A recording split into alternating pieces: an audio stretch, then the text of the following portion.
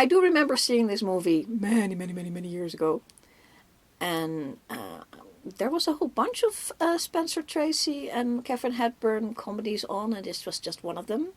And I remembered it as being sort of grouped in with all those others, which were like the 40s and stuff like that. This is from 1952, Pat and Mike. And I remember it as a really good movie, and I was right, it is a really good movie. It actually got an Oscar for the script that year, so that's good going. Yeah, the script goes like, nice job.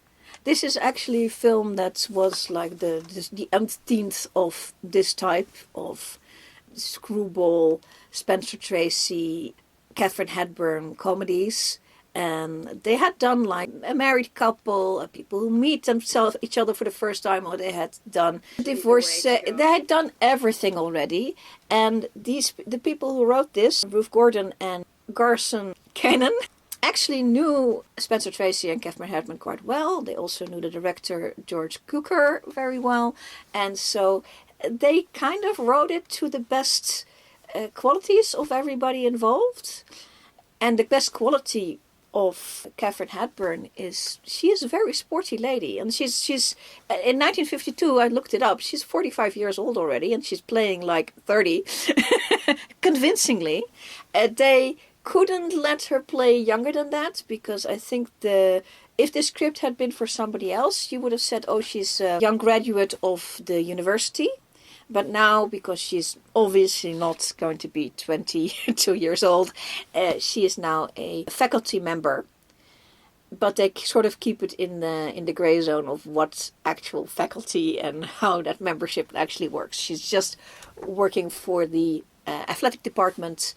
That's when you see her. But they don't actually give her a title or anything like that. So we don't know what she actually does. So she is an upper class lady, athletic lady, and that's all we know from the start. And she is roped into doing a golf tournament with her fiancé, sponsorship for him for something to do with the university, I believe, but it doesn't really matter. She's supposed to be there and look awesome and butter up the ladies and gentlemen of the golf club, and she's not that good at buttering people up. She is good at hitting golf balls real far. If the fiancé isn't actually looking. The moment the fiancé is looking, she fumbles. Really weird. And this is a rom-com, and I think that's part of the comedy part. Comedy is always a little bit subjective. However, I think what they're trying to show, and this comes up a little later, is that people do fumble in sports. And even though this is a rom-com fun movie, they do show fumbling and how that goes. I mean, the one time she actually has a full-on blackout in an event because she fumbles that badly. She had a blackout. She's on the floor and knocked out. And that happens. But as she plays the golf, she was also entering a tournament, and another man sees her, Spencer Tracy. And Spencer Tracy, the talent of Spencer Tracy is very accurately seen is a low-key comedic talent. That expression on his face. That one time when something happens that blows his mind. That's what he's there for. And he does that so good, and they use that.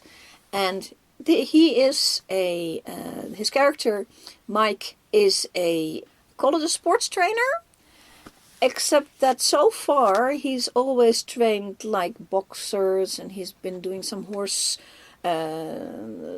training a jockey for a horse, and it's a little bit iffy.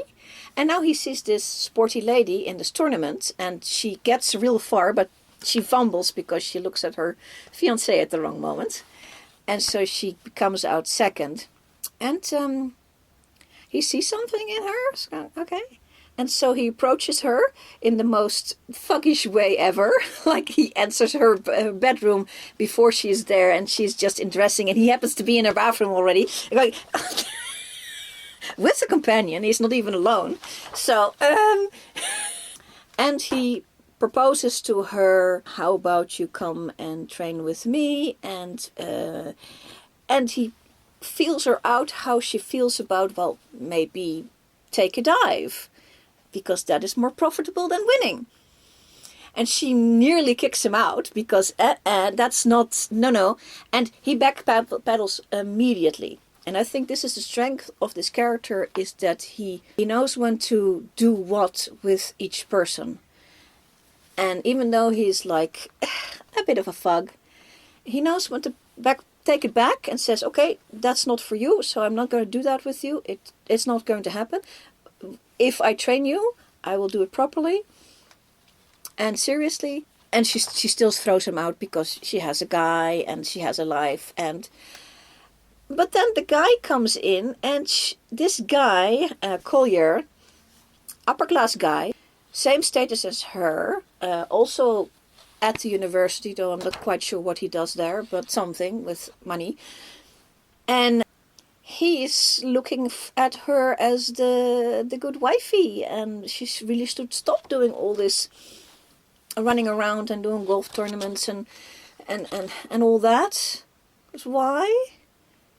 Become wifey. And she after he said this a couple of times and pushes her into the train and says, now you're going to go on the train and you're going to come with me. She pushes back because, no, not wifey, wants to do other things. And so she literally throws out her luggage out of the carriage of the train and jumps off the back of the moving train to get away from this guy. And she goes to Mike in New York. She does have his card because he did get her the card, and she shows up at Mike's office in New York, who was just talking to his somewhat dim-witted boxer trainee. And she walks in, and he is happy to see her, but now he has to make good on what he said, and he does realize, and he doesn't even say it, but he realizes he has to be straight with her. No funny business. And he is suddenly introduced into all these women's sports. Well, women parts of the sports, like golf. They started with golf, and he said, oh, well, we should do golf. And then she says, well, why shouldn't we do tennis? Because I'm really a tenniser. And the golf was just, I learned it a couple of years ago for my fiancé, because he wanted to do golf. And she's already good enough to nearly win the tournament. So, okay, so they go tennis. So the thing that makes this movie interesting from a historical point of view is that they do the rounds of the golf tournaments and the tennis tournaments, and the opponents she has are actual real opponents of the day. There are a lot of people as themselves in the list of people. Also, Katherine Hepburn is playing her own tennis, and she's playing her own golf, so no fakery there. Selecting of best shot, but no fakery there. But the other tennisers and the other golf ladies are actual real tennisers and golf ladies. So Pat is a very feisty young lady. Collier, her fiancé, is a bit of a stick in the mud and bad juju every time she needs to make a shot or do the last bit. He shows up bad juju. That's a big problem for Mike. And Mike is a thug but adaptable. He can adapt to the situation, and he does. He does has his moments of what the fuck happened. The big moment for him, I think, is in this movie you start with the juxtaposition of amateur versus pro. Now, she was an amateur sports person, and he only trains pros. So she has to change over to that. It goes very quickly, but she actually, that's why she didn't go with him straight away, because amateur status is, once you turn pro, amateur status is gone. You're done. You can't go back. So it is a choice. The other problem that is in this movie, and that is in 1952 absolutely true, is that crime circulates around sports. sports betting more specifically, and knowing in advance who is going to win, which is cheating at betting, which is what he suggested to her in the first place. Because the folks are going to pay more for a certain kind of bet than an uncertain bet. Can she win? Absolutely. Is it better to know that she came in second? Guaranteed? Absolutely. For cheating. But that's cheating and she's not going to do that. And yeah. So the bad guy, the crime does come and visit Mike, and she is there when it happens, and he sort of pushes her out of the way. I'll take care of the gentleman. I'll talk to the gentleman, and it's nothing to do with ladies like you. And she sort of sees it going, and then as the guys are looking to beat up Mike, she snucks around and dispatches both of them. No deaths, but let's say one of the fucks was willing to hit Mike over the head with a heavy object, so there was something at stake here. As this happens, she dispatches these two people in no time whatsoever, and Mike is going, what? And he has to think about the events right after. But he starts to he gets a glimmer of that, yes, he and she are different, but not unequal. And I think that's what this movie is ultimately about, is finding a sort of an equality. I think that all these movies with Spencer Tracy and Hepburn are essentially about finding an equality, even though not the same, but an equality. And I think the theme of this one in particular is the female ability versus the male pride. And not only Mike's pride, but also Collier's pride. Because Pat has an Olympic ability, basically. If she's not distracted by Collier, she can win almost anything. That's wonderful. And she also has to find a synergy with Mike. She has to get over Collier, and that's her personal journey. But Collier does make it easy by being an ass, so that helps. And then she has to realize that Mike is an option. The bad thing about some rom-coms is that she's her, and they're in love almost immediately. And I don't like that very much. I think that's a bad premise.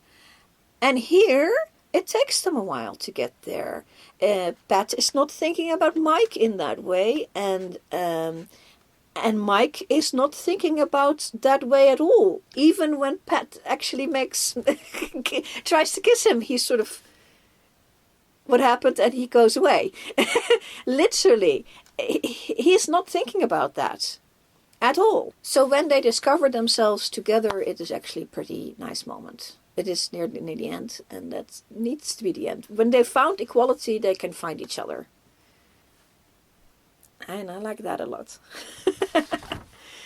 There are a couple of head scratchers in this movie. Two little head scratchers. There's one moment where Pat and the boxer are running to just jogging down a lane, and Mike is riding a bicycle to keep up with them for training purposes. And I was watching that, and I was going, I'm Dutch. Hello, Dutch. We ride bicycles a lot, and he's not pedaling.